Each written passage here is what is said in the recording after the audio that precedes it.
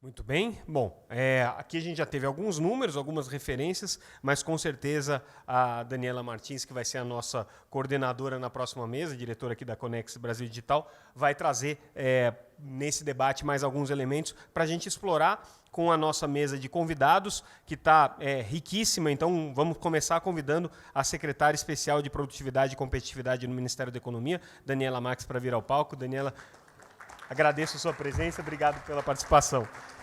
Convido também a secretária de Telecomunicações do Ministério das Comunicações, Natália Lobo, para se juntar a nós. Cadê a Natália? Não estou vendo ela aqui. Cadê? Já chegou? Acho que está ali fora, já deve estar retornando aqui para a nossa sala. Então, enquanto isso, a gente compõe o restante da mesa. Gerson Rolim, que é diretor da Câmara Brasileira de Economia Digital, da Câmara Inet. Gerson, obrigado pela presença. Prazer é nosso receber você aqui. Joaquim Garcia, que é vice-presidente de TI e Transformação da rede de farmácias Pague Menos. Joaquim, obrigado pela participação. É muito legal, né, a gente poder juntar nesse evento setores tão diversos quanto telecomunicações e uma rede de farmácia, uma das maiores redes de farmácia do Brasil. Convido também Luiz Ramos, que é diretor de venda de indústria e comércio da Oi Soluções, representando o setor de telecomunicações aqui presente. E a secretária Natália já está aqui entre nós. Então, Natália já está ali na ponta. Natália, por gentileza, secretária de Telecomunicações do Ministério das Comunicações, se junta a nós. E aí, para fazer a mediação, como eu havia anunciado, Daniela Martins, diretora da Conex Brasil Digital. Dani, entrego essa mesa para você fazer a sua moderação. Obrigado, gente. Bom dia a todos e todas aqui presentes. Acho que em nome da Telebrasil e da Conexus, mais uma vez agradecer a todos e a oportunidade de a gente estar retomando os eventos presenciais. Esse evento aqui é muito caro porque a gente tem falado e vivido a transformação que a conectividade tem promovido nos diversos setores, e o varejo, acho que nesses últimos 2 anos, ganhou uma nova impulsão e uma nova marca graças ao avanço da tecnologia. Então, para ser mais célere, a gente vai ter mais uma vez um modelo de debate. Eu já queria também aproveitar esse tempo de qualidade com essa mesa super importante, destacando 2 secretárias aqui do nosso governo aqui presentes. E vou começar com a secretária Daniela Marques, perguntando para a senhora como é que a senhora avalia a importância, né, da transformação digital nos diversos setores da economia e também como induzir esses processos do ponto de vista de políticas públicas. Bom, primeiro, boa tarde, obrigada pelo convite, boa tarde a todos. Revolução tecnológica, né, digital, está presente em tudo na vida de todo mundo, e acho que esse processo de aceleração digital que a gente vinha experimentando com a pandemia se consolidou, né? Então, se você pegar o que foi a atuação do governo na pandemia, e a gente vinha, assim, parte da... O ministro Paulo Guedes colocou um plano muito simples para a equipe, e a gente é peça desse plano, que é trabalhar num binômio econômico de controle de gastos e reformas pró-mercados em prol de produtividade, de competitividade, de melhora de ambiente de negócio. Então, todo o eixo de inovação e de empreendedorismo está intrínseco, inclusive, na indústria 4.0, no varejo. Então, a gente fez uma série de marcos regulatórios, fez o marco de telecom, marco de startup, lei de ambiente de negócio, lei de liberdade econômica. Então, vem atuando para impulsionar, para acelerar esse processo que está acontecendo.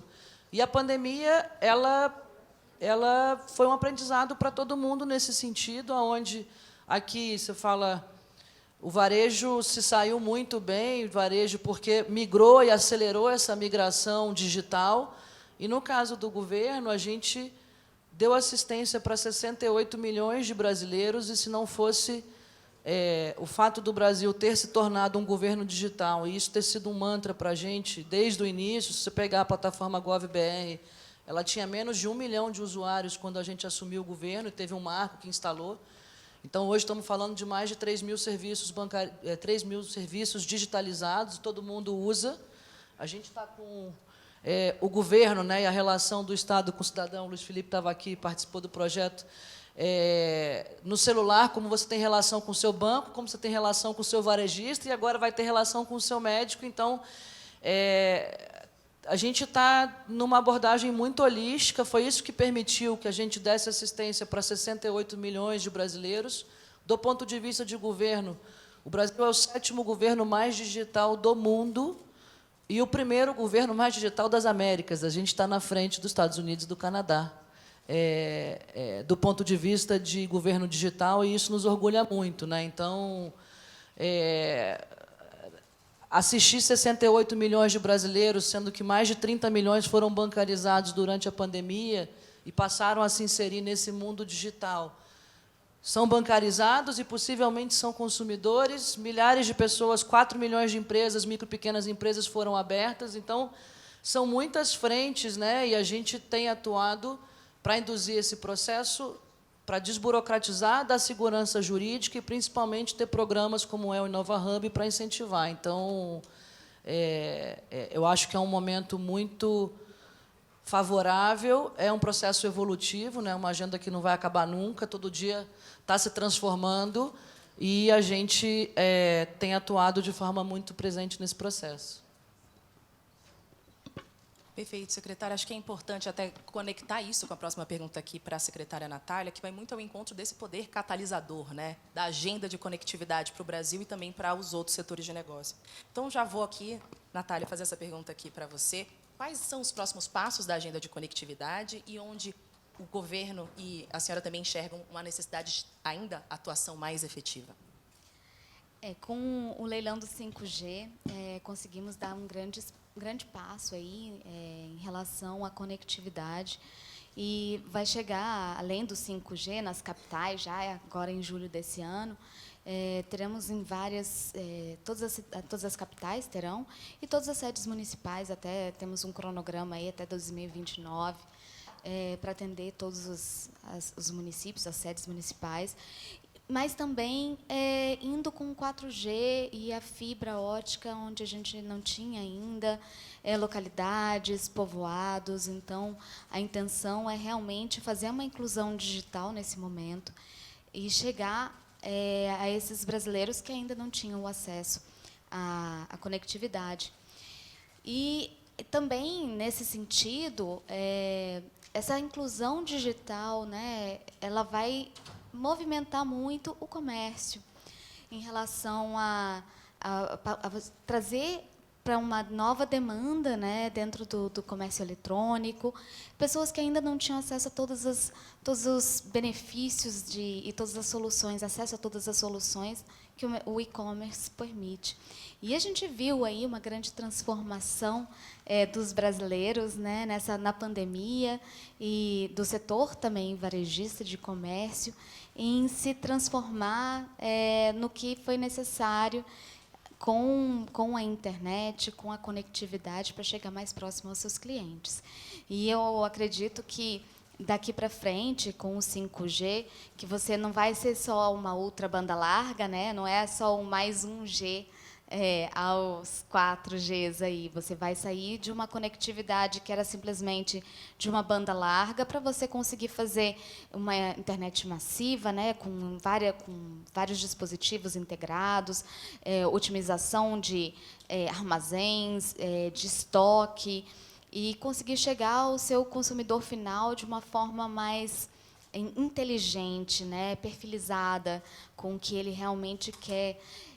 Você consegue fazer realidade aumentada, realidade virtual, e trazer o seu cliente a uma estrutura física de lojas, mas com menos custo e sem necessidade de você ter o produto fisicamente ali, né? Você consegue permitir que ele tenha algo mais...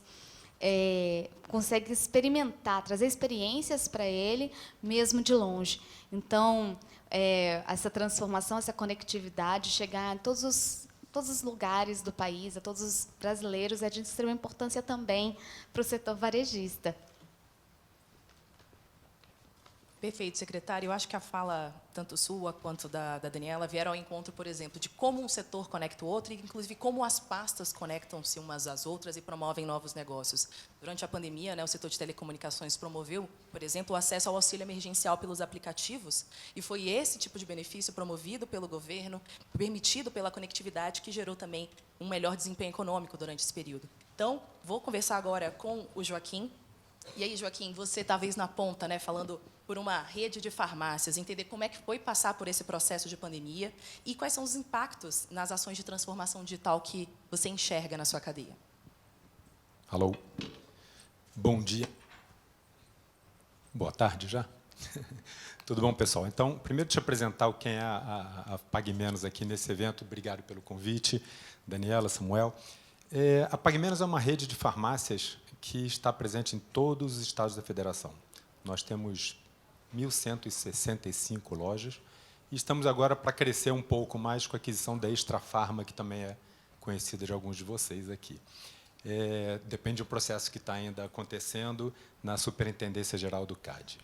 Bom, então, Pague Menos, 20 mil colaboradores, 5 centros de distribuição, e não é pouco. Então, para isso, a gente depende muito dessa infraestrutura de telecomunicações, e aqui, né, muito bem representada aqui por vários provedores.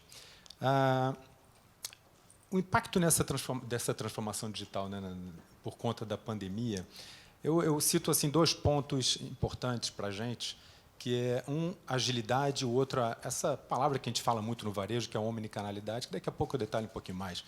Mas a agilidade foi importante porque a gente olhar para dentro de casa e ver como é que a gente entregaria uma tecnologia, eu sou o representante de tecnologia da empresa, como que a gente entregaria uma tecnologia mais rapidamente para que a gente tivesse um time to marketing maior. E por que isso foi importante? Porque, de um dia para o outro, no varejo em geral, as lojas fecharam, não as farmácias. Né? Então, é um paradoxo. Né? A pandemia tirou muita coisa da gente, mas da farmácia ela proporcionou muita coisa. E a gente teve que ser muito rápido, porque mudou o perfil da pessoa que ia para a farmácia. A pessoa que ia para a farmácia não queria mais comprar algo, queria se testar. Mas a gente teve que procurar, então, onde estava o nosso público. E, para isso, a gente teve que, dentro dessa agilidade que eu comentei, mudar os processos dentro de tecnologia. Por exemplo, reestruturando toda a nossa área para atender agora uma maneira de trabalho diferente, que vocês viveram com isso também, né? O trabalho remoto. Então, a gente teve que se preparar para isso. Como? Os nossos programadores foram para casa. E, quando vão para casa, você perde o controle. Nossos programadores passaram a trabalhar em 3 empresas. Acho que alguns de vocês experimentaram isso. Então, a gente teve que implementar plataformas para que a gente pudesse saber o que cada um estava fazendo, ter certeza das entregas desses produtos e a gente, então, levar mais rapidamente esses produtos para a loja. Um segundo ponto, a gente teve que se aproximar muito de startups. Por quê? Né, e até essa é a missão do Pague Menos Lab, né, que é o P Menos Lab da gente, que é um laboratório de aproximação de startups para a gente trazer conhecimento mais rápido para dentro da gente. Então, hoje a gente já trabalha, por conta dessa aproximação com startup, com 19 startups. Tá? Isso é um número muito bom considerado dentro do varejo, que está sempre experimentando coisas novas e lançando produtos e serviços novos. A gente ainda trouxe modelos diferentes de, por exemplo, hackathons. Hackathons são maratonas de programação para desenvolvimento dentro de um fim de semana de produtos e serviços. Tudo isso, gente, para a gente levar mais agilidade. O que a gente conseguiu com isso? Um digital que saiu de menos de 2% de participação na venda para mais de 9%. Então, é um salto tremendo. Não foi só a Pague Menos. Grande parte do varejo teve essa mudança. Muito dependente de toda essa infraestrutura que foi criada no mercado. Eu diria uma outra coisa aqui que eu comentei, né, que é a omnicanalidade. Então, já que eu falei dessa coisa do digital, a omnicanalidade é o quê? É proporcionar para vocês, nós, consumidores, uma plataforma uniforme de serviços e produtos e de relacionamento com o cliente. O que eu digo de omnicanalidade? São todos os canais que a gente oferece dentro da companhia. Que a gente saiu dos tradicionais site, televendas e o app para prateleira infinita, ligue e retire, clique e retire.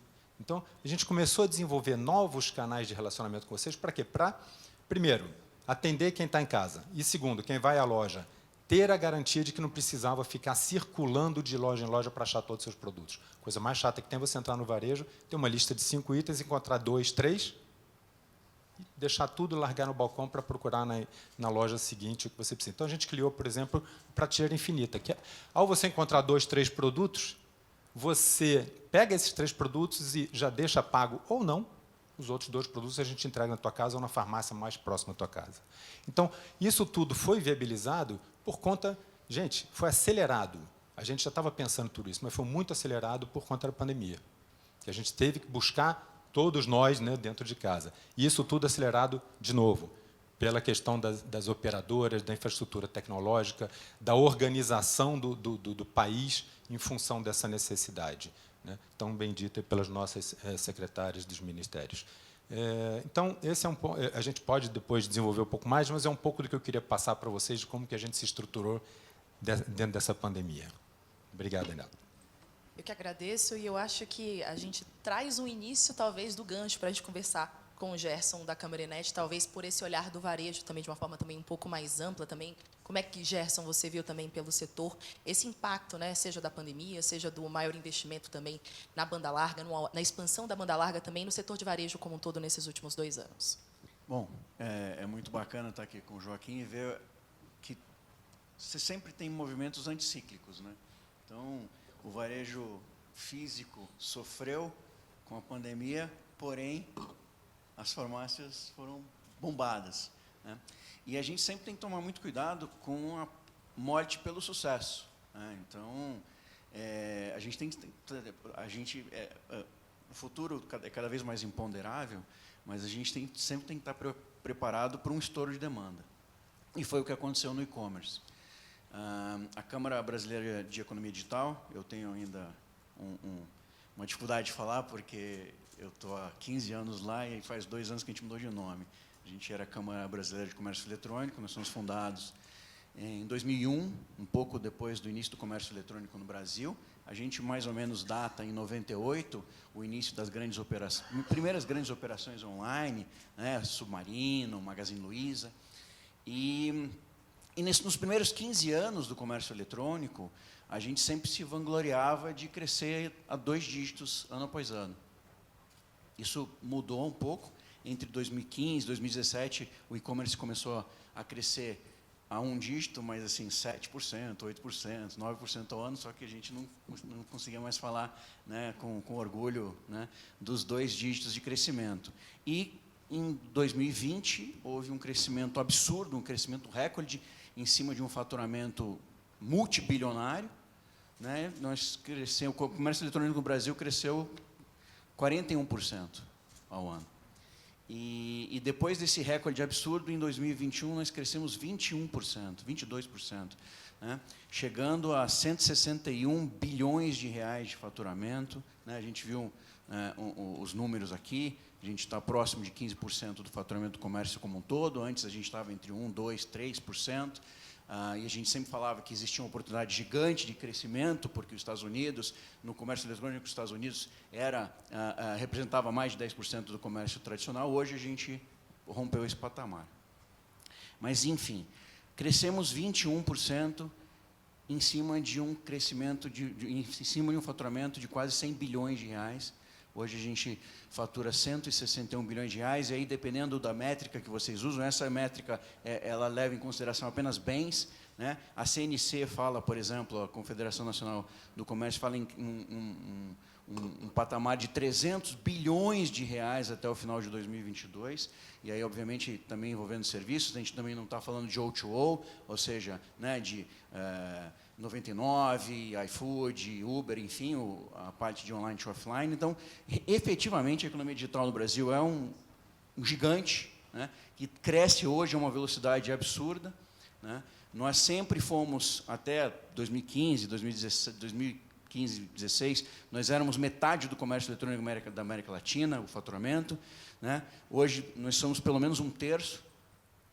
E, bom, falando de transformação digital no varejo online, no varejo como um todo, né? Dou uns parabéns aqui para o Fábio, do Original, que comentou sobre a revolução, a 4ª revolução industrial que nós vivemos. É muito importante que a gente esteja consciente do que está acontecendo. É efetivamente uma grande revolução industrial, uma revolução industrial... A revolução industrial mais impactante da história foi a 2ª revolução industrial, que houve uma confluência de várias tecnologias que aconteceram, que amadureceram na mesma época. O saneamento básico, né, a parte de telecomunicações, né, a logística, né, o carro automóvel, e, como o Fábio comentou, a energia elétrica. Pois bem, a 4ª revolução industrial revive a 2ª. Nós temos a energia em grid, né? Então a gente tem uma energia elétrica controlada de uma forma baseada em inteligência artificial, baseada em uma inteligência que vai conseguir distribuir melhor essa energia. A gente tem uma comunicação ubíqua, né? e digital, né? Nós temos uma saúde digital, telemedicina, né? E nós temos uma logística cada vez mais digital, né? Veículos autônomos, drones. Então, quando a gente está no meio do furacão, a gente costuma não perceber a tempestade.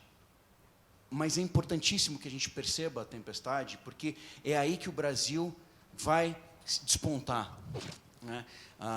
Falando de principais KPIs, né, de transformação do comércio eletrônico, do varejo online, da economia digital, a gente tem a proeminência dos países emergentes. Então, os BRICS devem representar esse ano por volta de 20% do faturamento do comércio eletrônico como um todo, né?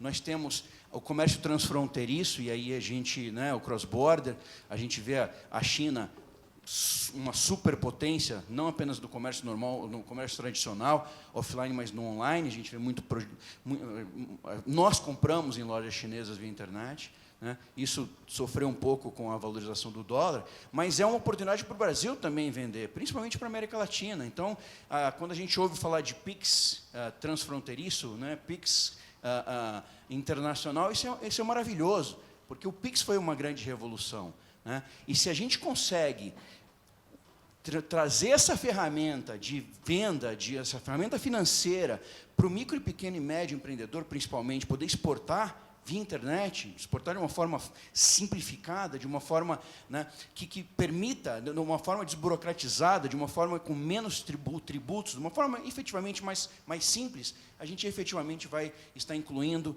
né, cada vez mais brasileiros no empreendedorismo. E eu acho que a gente tem feito um trabalho muito bacana, né? Parabéns o governo federal, o Ministério das Comunicações, o Ministério da Economia. O Banco Central tem contribuído de forma ímpar para a transformação digital, não apenas do mercado financeiro, mas do comércio eletrônico. Hoje a gente vê a importância do marketplace no comércio eletrônico. Quase por volta de 78% do faturamento do comércio eletrônico do Brasil vem de marketplaces, né? E isso tem muito a ver com as instituições de pagamento, com o Open Banking, com essa regulação, né, do split de pagamentos no marketplace. Aí você fala, poxa, mas Gerson, quem está ganhando com isso? Só os marketplaces? A gente está consolidando em vez de incluir? Não, na verdade, o marketplace é uma... Né, parafraseando o painel anterior, marketplace é uma plataforma de e-commerce que traz toda aquela mega enxurrada de demanda, de tráfego que ele tem e devolve para a pequena empresa, para a pequena lojinha, né? Então, é sim uma ferramenta de grande inclusão digital. Por fim, só porque a gente também tem um tempo reduzido, né, eu queria comentar sobre a transformação digital do atendimento ao consumidor, do atendimento ao cidadão, né, com chatbots, com inteligência artificial, com voice bots, né, com essa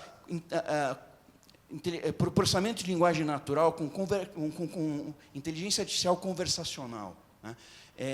De novo, voltando para os países emergentes, a China hoje já é maior do que os Estados Unidos em inteligência artificial, e não é porque eles estão investindo bilhões e bilhões de dólares ou de yuans, né, em pesquisa e desenvolvimento. Não, o suprassumo da inteligência artificial continua no Vale do Silício, mas hoje você pode investir bilhões de dólares em inteligência artificial e ter um crescimento, uma inovação muito pequena, né? Então, o que hoje está fazendo a diferença para a China e que tem que fazer diferença para o Brasil, e, de novo, a gente sair do miolo do furacão e perceber a tempestade. Hoje, o que faz diferença na inovação com inteligência artificial não é o suprassumo dos cientistas de dados, não é aqueles 10%, 1% melhor do mundo. São aqueles médios para bons que conseguem implementar a inteligência artificial e transformar isso em negócio. Isso a gente consegue fazer. Hoje a gente está na vanguarda da América Latina, né? Não apenas na inteligência artificial, mas em blockchain. Eu costumo dizer que a Revolução Industrial 4.0, ela tem 3 grandes pilares: blockchain, inteligência artificial e a conectividade, e hoje a gente está na frente de todos eles em 5G. Né? Então, a conectividade com latência tendendo a zero vai ser uma tsunami de inovação tecnológica para todos nós, mas a gente tem que perceber a tempestade.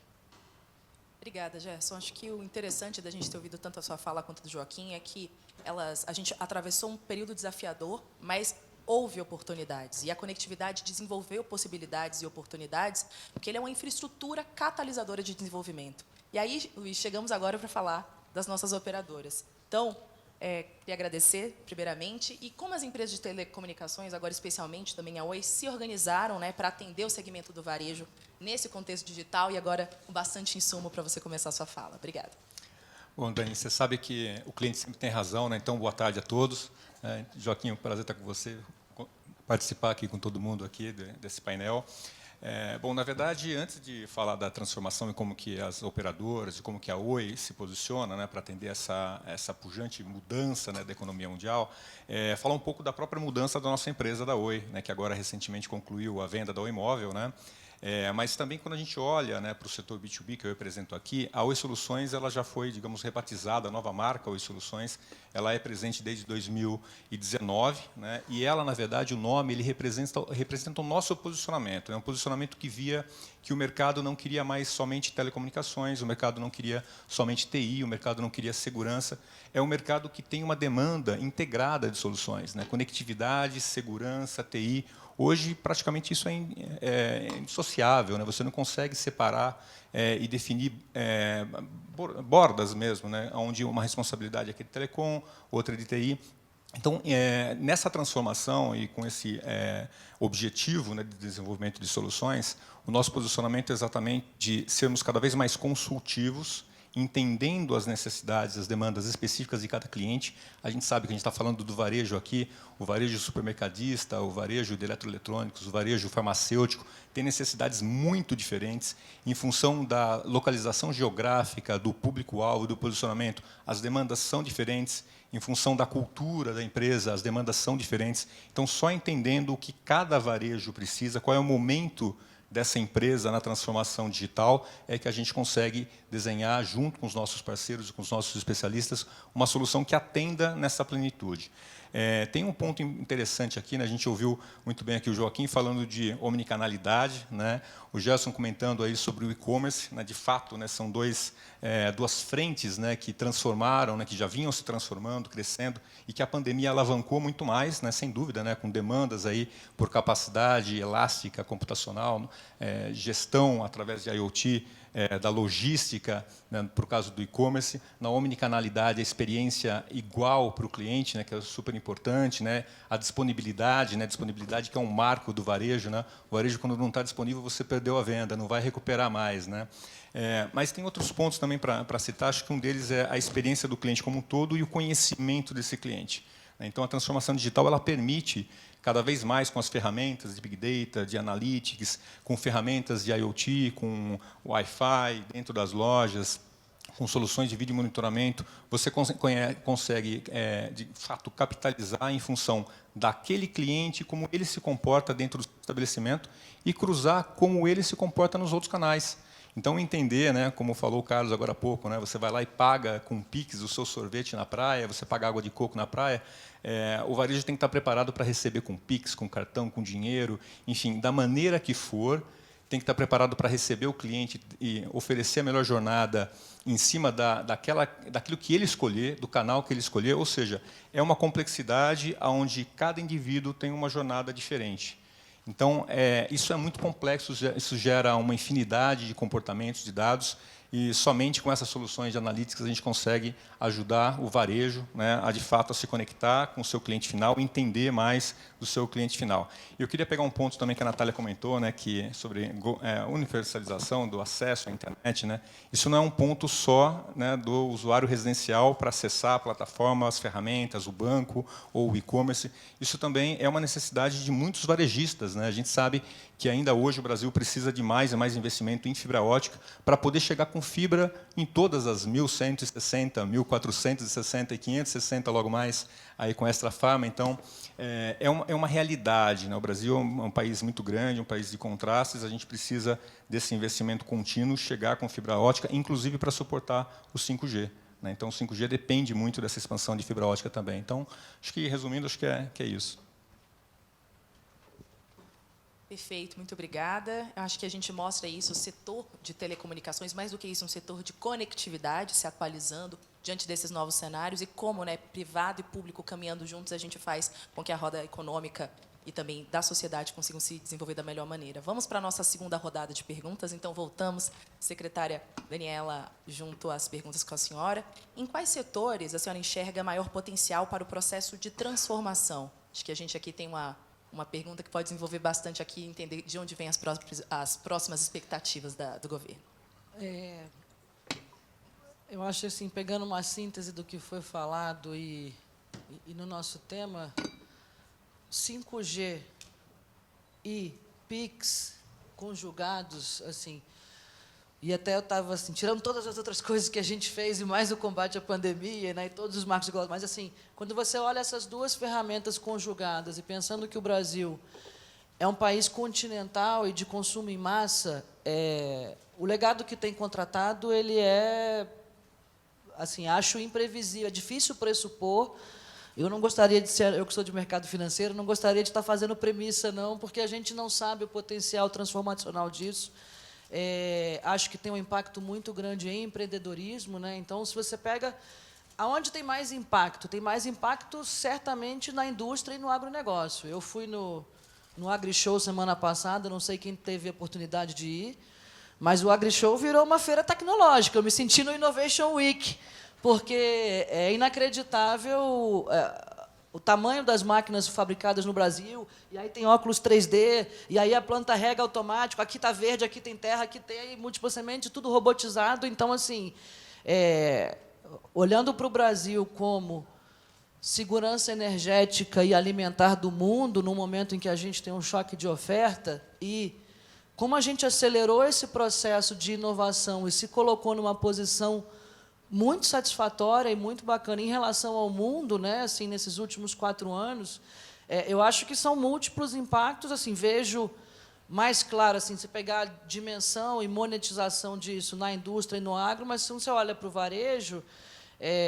PIX e 5G transformam. Se você der acesso à internet, está falando que você está dando educação, capacitação e potencial de venda. Acho que a gente tem que investir nessa questão cross-border e a gente facilitar o potencial exportador do pequeno empreendedor, mas quanto mais isso se acelere, se difunda e mais barato seja, mais você fomenta essa cultura empreendedora que está surgindo no Brasil. Então, estamos falando hoje de 13 milhões de MEIs, estamos falando de 5 milhões e meio de micro e pequenas empresas. O governo agora acabou de renovar e está consolidando uma política de crédito empreendedor muito robusta. Então, a partir da experiência do combate à pandemia, a gente consolidou os fundos de garantia e está colocando no BNDES, num horizonte em torno de 60 dias, vamos ter 87 bilhões de reais de crédito alavancado para MEIs, micro e pequenas empresas, crédito a partir de R$1.000, de R$5.000, o governo oferecendo garantia, isentando o IOF na contratação, isentando as certidões públicas todas para facilitar, e aí tentando aí fomentar e acelerar esse processo. E aí, quando você investe no empreendedorismo, isso é um ciclo que se retroalimenta entre o varejo empreendedor e o empreendedor que consome no varejo, como isso gera renda e emprego em progressão geométrica. Então, eu vejo um ambiente muito virtuoso. O Brasil já é um dos maiores celeiros de startup do mundo. Hoje temos 28 unicórnios, a gente só tinha um há 5 anos atrás. Dos 28, 9 são no setor de varejo. E quando você olha Retail Tech, aí hoje, no celeiro, né, estamos falando de mais de 14 mil startups com 40 bilhões de reais investidos. Retail Tech é um dos principais setores no polo de inovação e de investimento de startup no Brasil, o que mostra a vocação para negócios e para vendas do brasileiro e também o Brasil como grande potencial mercado consumidor em massa, não só interno, mas para o mundo também. Então, acho que tem muita coisa boa e tem muito legado contratado, onde uma coisa alimenta a outra, né? Secretária, acho que a sua fala lá passou exatamente pelo poder transformador, né? Seja do grande ao pequeno, seja do agronegócio, seja a indústria tradicional, seja os novos negócios, a gente percebe que, quando isso está no foco da política pública, a gente tem esse poder transformacional. Então, é muito bom ouvir isso aqui dentro dessa mesa. Secretária Natália, ainda nessa linha, acho que a gente acompanha também ouvindo esse olhar de governo. Então, um pouco sobre essa questão da agenda da conectividade, como ampliar, né, esse ponto, inclusive, que a senhora trouxe anteriormente, a ampliação da conectividade, a que ainda precisa chegar essa política pública, como está isso conciliado com essa agenda mais ampla de transformação digital, de impacto mais amplo digital? A transformação digital, ela é inerente, né?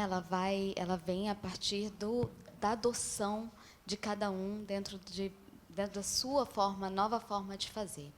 E, dentro desse cenário de uma agenda de conectividade cada vez maior, como a gente vê aí, levar, por exemplo, 35 mil quilômetros de estrada agora serão conectados por meio de obrigações do leilão de 5G. Mas isso significa o quê? Se não houver uma internalização, principalmente do setor de logística, para que você adote novas formas de monitoramento e de monitoramento de carga, monitoramento da transformação digital também do governo, que está fazendo aí, o Ministério da Infraestrutura está fazendo uma digitalização muito grande também com relação aos documentos, a carteira digital e todos os demais insumos para você movimentar essa carga. Você tem o setor de logística utilizando IoT para conseguir fazer esse monitoramento da carga, aumentar a segurança dos motoristas, aumentar a segurança também das cargas. Você tem até a inteligência artificial trabalhando para que não haja... eu ouvi uma vez uma história de um problema que era no setor de açúcar. Tá? E aí eles tinham um problema que chegava até os portos, a matéria-prima chegava contaminada, com areia. Então, eles desenvolveram uma aplicação específica para descobrir como é que estava aquela carga sendo contaminada. Então, você tem soluções das mais diversas maneiras que podem ser desenvolvidas para cada setor da economia. Mas é isso, você precisa da conectividade. A gente vem... eu gostei muito da fala do Gerson, lembrando aí a questão da General Purpose Technology, né, a GPT, de uma tecnologia de propósito geral que ela vem fazendo uma transformação dentro da forma que a gente opera, né? A energia elétrica, simplesmente você ter a energia elétrica ali... sem um uso efetivo, você continuar acendendo a sua vela e fazendo tudo da forma como você sempre vinha fazendo antes, não adianta nada. O que vem com a conectividade, esse aumento da infraestrutura, que a gente vem promovendo por meio de políticas e que são feitas também pelas grandes operadoras, pelas pequenas prestadoras também, você tem lá a sua tomada. Não adianta eu ter a tomada se as soluções e os problemas que vocês têm novos para enfrentar sejam feitos sempre da mesma forma como vocês vinham fazendo antes. Então, o nosso papel aqui, como governo, a gente traz a possibilidade, a gente mostra os caminhos possíveis, a gente faz os pilotos de 5G, demonstra para a agricultura, por exemplo, fizemos várias iniciativas dentro da agricultura e, pelo que vi ali, né, Daniela, o AgriShow foi um sucesso, que eles estão abraçando essa tecnologia. E ao mercado varejista cabe também abraçar, ver quais são as soluções necessárias, quais são os novos problemas que vocês têm, quais são as novas demandas dos seus clientes. Né, as ofertas de operação agora são muito voltadas entre operadoras e empresas, B2B, é muito B2B. Só que essas soluções elas existem para você chegar com uma solução diferenciada ao seu cliente final. Então, você pode contratar uma empresa, uma solução, né, de operação de telecomunicações específicas, mas para atender o seu cliente. Então, o que ele quer? Você tem aí inúmeras possibilidades. Por exemplo, agora você já tem as geladeiras que você bipa ali, ela já faz automaticamente o seu consumo ali de leite, quando é que vai acabar seu estoque. Você tem essa questão para os wearables também, né? Os seus relógios vão te dizer exatamente o que você está precisando. Está na hora de consumir qualquer determinada coisa. E você já consegue fazer essa demanda automaticamente, instintivamente, sem o seu cliente precisar procurar por você, né? Então, você tem aí, dentro do 5G, inúmeras outras possibilidades, inúmeros outros caminhos para você despertar uma demanda diferente. O brasileiro tem, por si, uma natureza desafiadora aí de querer coisas, soluções inovadoras. Em termos de criptomoedas, se você for ver, grande parte dos brasileiros olham, teve o Vitex Day, em que eles colocaram lá, olha, você tem uma aprovação de 66% dos brasileiros com relação a criptomoedas. Poxa, se ele confia colocar o seu trabalho, o seu suor, em algo diferente, né? Imagina com soluções diferentes também em termos de varejo. Então, eu entendo que o que existe agora são oportunidades. E a forma como cada um abraçar elas é que vai fazer o seu negócio ir para frente, ter um novo olhar. Então, é isso. Obrigada. Obrigada, secretária. Eu acho que é super importante quando a gente ouve, né, os nossos atores e as nossas atrizes públicas aqui presentes, falando em política pública, seja com foco cidadão, mas também com foco no potencial que as empresas, que o setor privado também tem, desenvolver a sociedade. Então, acho que a gente teve aqui um início super importante. O show, uma semana de feira, 11 bilhões de reais em contratos fechados. Então, é isso. Quando o olhar, né, quando o olhar do Estado está com esse foco em como atingir o cidadão por meio do setor privado, a gente sabe que a gente tem um potencial muito amplo. Queria aproveitar e... Só falar uma Claro. coisa, levemente. A Nokia fez um estudo do 5G no Brasil que vai movimentar 1,2 trilhões de reais até 2035. E o mercado varejista é um que pode muito absorver diretamente essa demanda, sem uma necessidade de nicho específico, né, de criação específica, representando aí um aumento de 88 bilhões de reais, um potencial. Então, é isso, a transformação parte de vocês. Nós somos todos aqui, né, parte mecânica dessa transformação, que acho que a gente aqui juntos, de mãos dadas, a gente chega lá. Eu queria registrar a presença do nosso presidente executivo, Marcos Ferrari, aqui pela Conex e Telebrasil, que ao final do evento também vai fazer umas palavras. E queria, enfim, seguir nesses últimos 19 minutos que a gente tem aqui nessa mesa para ouvir os nossos representantes aqui, Joaquim, Gerson e Luiz. Então, Luiz, vou passar para você, até porque eu acho que a fala da Natália gerou um gancho, né, para que a gente faça perguntas também para entender um pouco do papel das operadoras. Então, como é que as empresas de telecomunicações, né, se diferenciam no atendimento ao segmento de varejo, que depois a gente vai ouvir um pouquinho do lado deles também. Boa. Obrigado pela pergunta. Na verdade, eu acho que são alguns aspectos, né? Um deles, acho que é a capilaridade. Né? A capilaridade, o varejo, né? A gente acabou de ouvir do Joaquim aqui os números, né, absurdos aí da PagMenos, né? E realmente, assim, presença em todas as UFs aqui no Brasil, né? Então, de uma certa forma, isso é um ponto em comum, né, que as empresas de telecomunicações e o varejo têm, né? Então, essa dispersão, né, e presença em todas as localidades. O outro que tem uma certa ligação, mas é a escala. Né? Então, a escala para a qual uma empresa de telecomunicações está preparada para prestar serviços é uma escala muito grande, né? Principalmente por sermos alavancados em cima de negócios B2C e B2B. Né? Então, de uma certa forma, a gente tem uma escala muito grande. Outro ponto relevante é o fato de que o ecossistema de telecomunicações como um todo, ele envolve parcerias com diversos fornecedores de tecnologia, seja de hardware, de software, hoje CSPs, desenvolvedores. Então, isso permite que, de fato, as empresas estejam bem posicionadas na hora de desenhar soluções aí e atender especificamente o varejo. Então, acho que eu citaria principalmente a questão da escala, a questão, né, dessa natureza que a gente tem de trabalhar sempre com vários, sempre avaliar a melhor solução, a melhor tecnologia, e a cobertura, de fato, hein? Atender, seja na loja física, no e-commerce, na omnicanalidade que a gente estava falando. Legal. Então, do lado de operadoras, né, enquanto agora fornecedoras de serviços, a gente ouviu o Luiz. E agora, Joaquim, pelo lado agora da Pague Menos também, como é que você enxerga, né, essa mudança de hábito de consumo dos nossos consumidores e como é que foi a reação também das empresas do grupo? Eu falei aqui um pouco no início, muito focado no digital, né?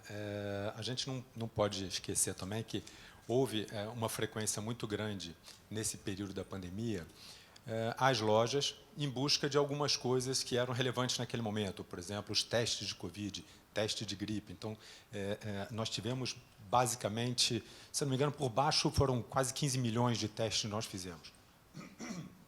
Então, a gente enxergou algumas possibilidades com isso também.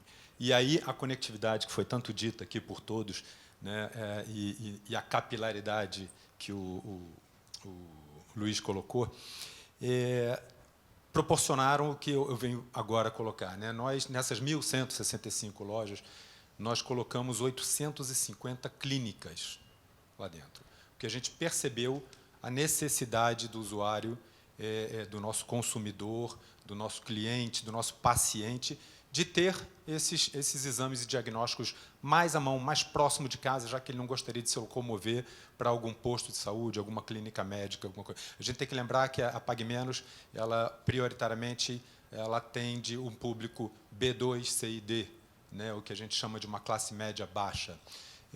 E o SUS atendeu muito bem o que aconteceu durante a pandemia, mas a gente viu uma oportunidade muito grande de fazer uma complementação ao SUS.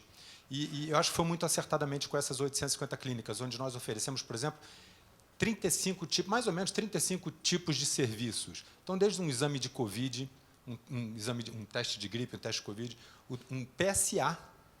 A gente fez acompanhamento de maternidade para quem não queria se expor muito, ir a uma clínica, né, onde tinham pessoas com Covid. A gente começou a proporcionar isso. E desde os mais simples, brinco, vacinas, desde 2017, se eu não me engano, quando a Anvisa ela liberou vacinação nas farmácias novamente, a gente vem aplicando a um custo mais barato do que nas clínicas. Então, isso tudo a gente fechou com aquela dita omnicanalidade. Volta à famigerada omnicanalidade. E por que eu falo muito nisso?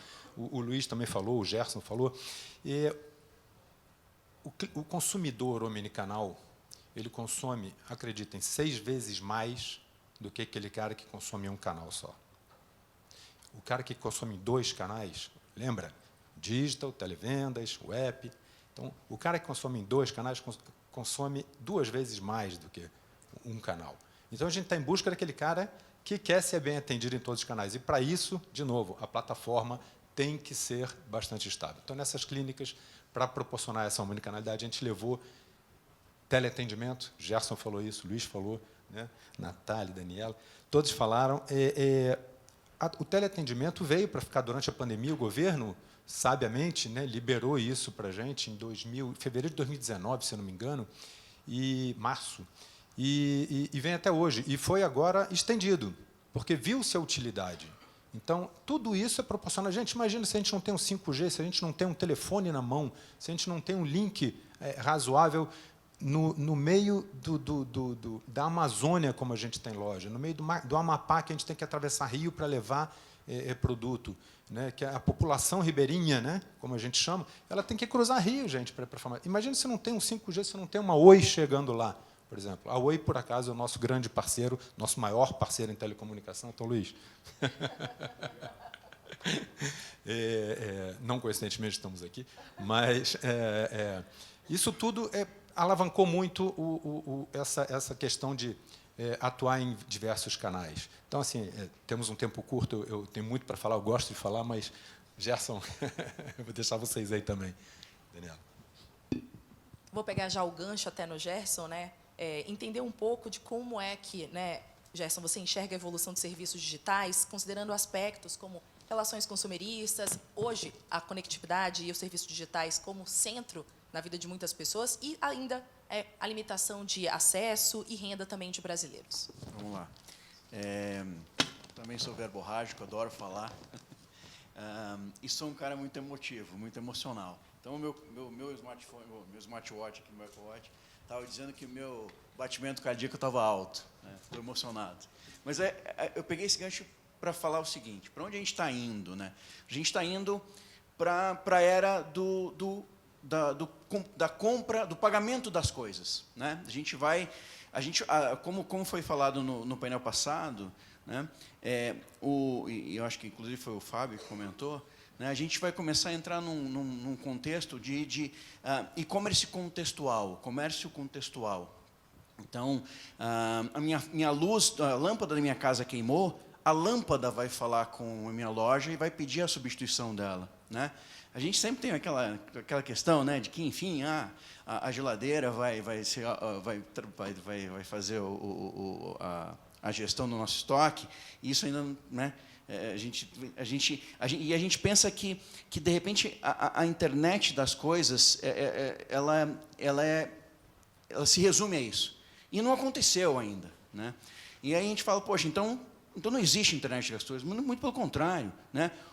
Quem, não sei se alguém da plateia tem um Tesla, mas a gente está muito próximo do Tesla simplesmente se ligar e ir para a concessionária, né, fazer a sua manutenção, né, e pagar a conta, né? Essa é a era do pagamento das coisas, né? E a gente tem que lembrar que a gente, em média, 5 smart devices por habitante. Então, enquanto a gente tem 7 bilhões, ou whatever, né, a gente está falando em 35 bilhões de coisas fazendo comércio eletrônico nos próximos anos. A gente vai ter um novo super boom de comércio eletrônico, ou de pagamentos digitais, ou whatever, não sei como que a gente vai chamar isso, né, o pagamento das coisas, e que vai crescer demais, né, essa digitalização do varejo como um todo.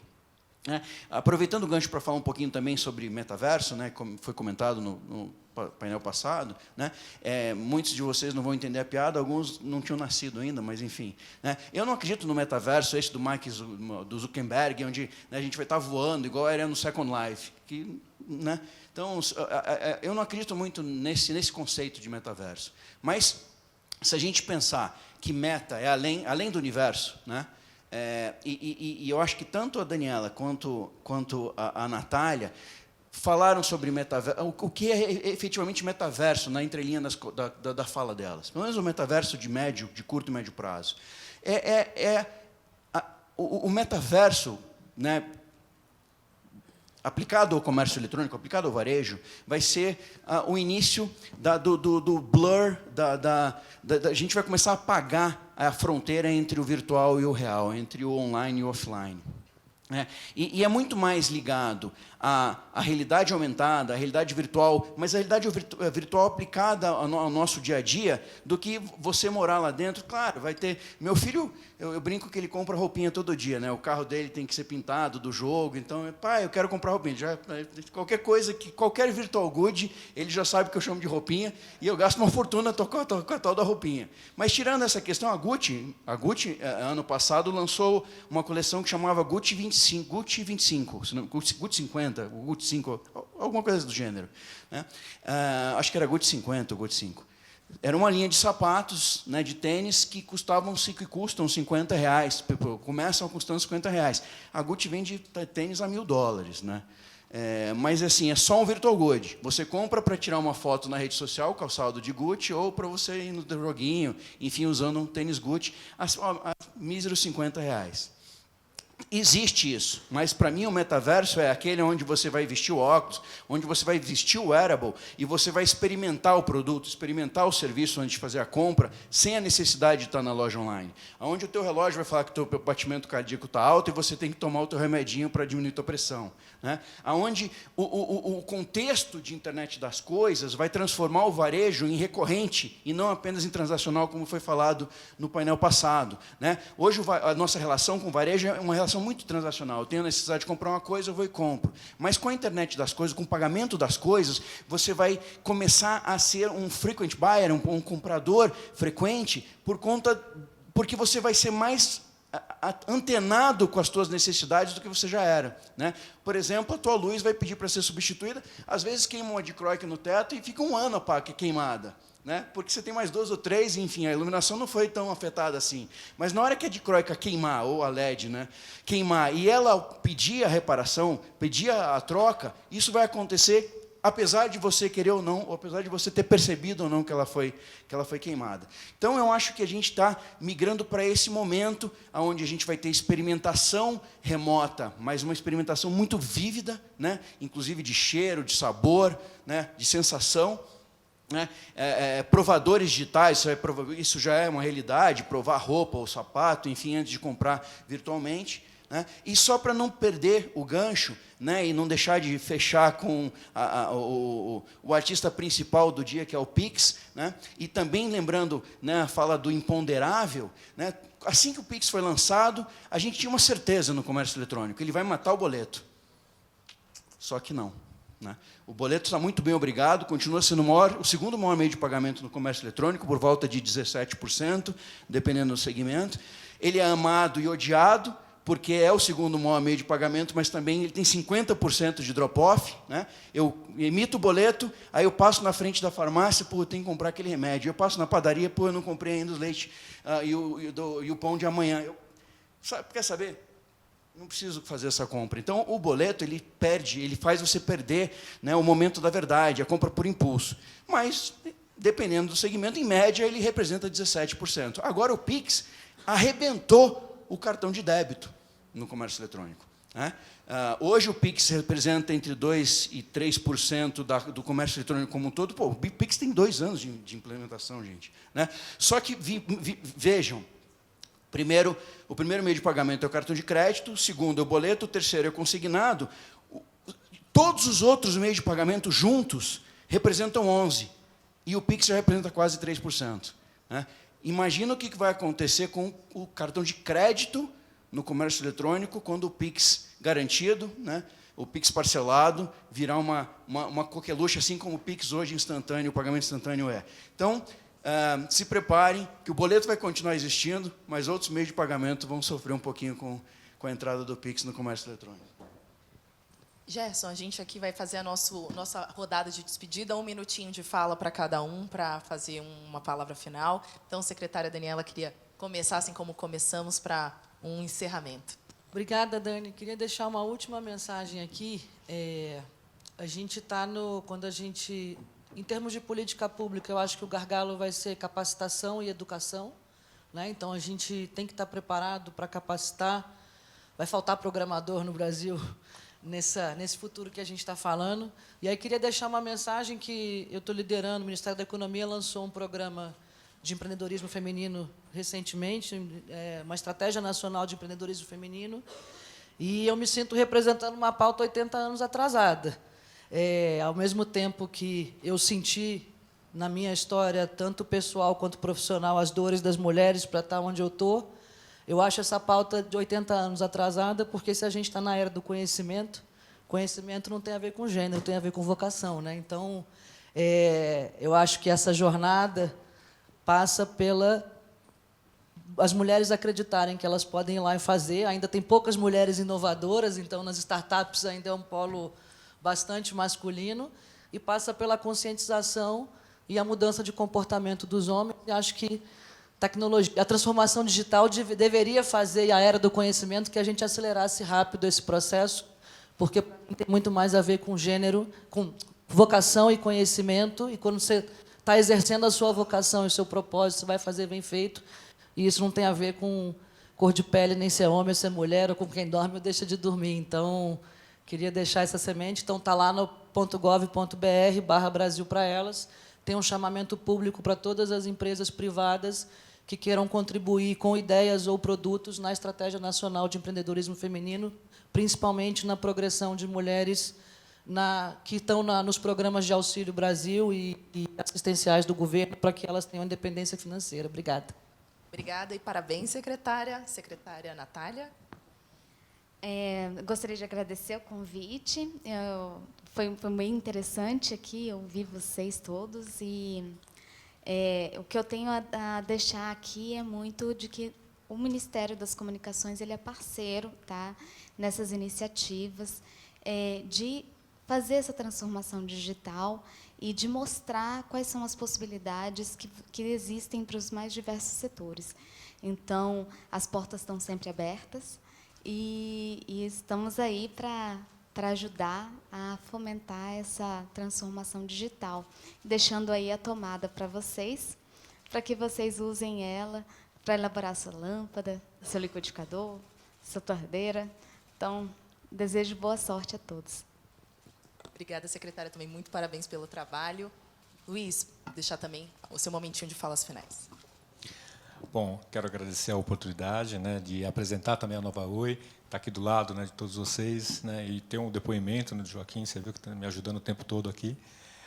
Mas eu acho que um ponto importante que a Daniela comentou é a questão da capacitação, né? Eu acho que a gente tem aí uma transformação acelerada, a gente tem um gap, né, de mão de obra especializada no Brasil para trabalhar com tecnologia, e um gap que tem uma tendência de se acentuar nos próximos anos. Então, acho que esse é um ponto principal, e essa responsabilidade ela é do governo, é da iniciativa privada, é nossa, né, dos líderes aqui nas nossas atividades do dia a dia, na sociedade. Então, acho que esse é um ponto mais importante. Se antes, em tecnologia, a gente avaliava melhor um profissional que falava inglês, hoje a gente fica com medo de contratar um profissional que fala inglês, porque ele pode estar trabalhando para uma outra empresa fora do país, ou ele vai trabalhar amanhã, vai receber um convite para ganhar em dólar e vai sair daqui. Então, isso é grave, né? Então, acho que, de fato, acho que a gente tem aqui a oportunidade, né, com a Conexis, aqui, de juntar órgãos públicos, juntar aqui clientes, telecomunicações, operadoras. Acho que a gente tem que pensar nisso de uma forma muito carinhosa e coligada, né? É uma iniciativa que tem que partir de todos, né, e tem que ser muito bem sintonizada entre as partes. Acho que é isso. Obrigado. Muito obrigada, Luiz. Parabéns também pela sua exposição. Joaquim? Não se transforma sem gente. Já o problema está posto aqui. O que a gente fez? Ano passado, a gente iniciou uma turma com 30 pessoas. Estamos com 23, 7 não se adaptaram. O que a gente fez? Deu para eles um curso streaming online durante 3 meses. Outros 3 meses em pair programming, ou seja, eles programando ao lado dos meus programadores. Eu tenho 400 pessoas na minha equipe, um turnover de 3% a 4%. Isso quer dizer que eu tenho que repor quase 15 pessoas todo mês. Onde que eu acho essa mão de obra? Se eu não formar, vai ser difícil, porque a gente não tem instituição pública ou privada suficiente para gerar 80 neste ano, 400 mil nos próximos 3 anos, posições que estarão abertas. Esse ano a gente vai abrir nova turma. A primeira, desculpa, foi feita com 2/3 de pessoas de dentro de casa, atendentes do centro de distribuição, atendentes farmacêuticos, e 1/3 de comunidades carentes, social e economicamente vulneráveis. Neste ano serão mais 30 mulheres, pretos e 50 mais. Então, a gente está fazendo a nossa parte. É pouco, mas todo mundo aqui que tem condições, as empresas dos senhores, o governo, todo mundo, incentivar isso. Daniela, obrigado. Abriu assim uma enorme porta. Bom, quero parabenizar de novo a Daniela e a Natália pela transformação digital que o governo federal vem impulsionando. Efetivamente, a licitação do 5G foi um sucesso total, de inclusão, de novos players, né? De players regionais, como a Brisanet. A gente vê realmente enfim, que a gente também tem uma diluição um pouco desse ambiente que, enfim, é bastante dominado por poucas empresas. Falando de inclusão e de blackout, de apagão de mão de obra, nós também, a gente vem trazendo recursos diretamente da faculdade. Às vezes a gente contrata, né, alunos do primeiro semestre e eles viram CLT antes de se formar, né? Então, se a gente vai ter um apagão, ou já está vivenciando um apagão de desenvolvedores, imagina um apagão de cientistas de dados, que é algo que a gente ainda não está nem investindo direito, né? E nós, né, parafraseando aqui que Joaquim, a gente tem minerado gerado cientistas de dados em cursos de matemática e tem dado muito certo. Gostaria de citar um último tema que não foi citado ainda, que é a parte lembrando do empreendedorismo brasileiro, né? Dessa abertura do brasileiro para novas tendências. E a gente já tem hoje influenciadores multimilionários brasileiros por causa do comércio eletrônico. né? Então, em segmentos como moda, né, e beleza, o maior canal, e falando de multicanalidade e marketing digital, o maior canal de geração de receita, de geração de demanda, são os influenciadores no Brasil. E esse é um empreendimento fácil de fazer, né? Basta você investir em rede social, obviamente da forma certa, achando o teu nicho correto, mas é um segmento que está gerando brasileiros milionários da noite para o dia. Muito obrigado de novo por estar aqui, foi um prazer. Obrigada, Gerson. Joaquim, queria parabenizar todos pelas falas, agradecer todos vocês aqui pela presença e devolver a palavra pelo nosso cerimonial, que saiamos todos tão apaixonados que nem os nossos participantes hoje aqui pela pauta. Obrigada. Obrigado, Dani. Peço uma salva de palmas para a nossa mesa. Convido, então, só para fazer o encerramento dessa nossa primeira edição do Telebrasil Talks, o Marcos Ferrari, que é o presidente executivo da Telebrasil, também da Conex Brasil Digital. Ferrari, a palavra é sua, e aí daqui a pouco a gente convida vocês para um brunch aqui fora. Por gentileza, Ferrari.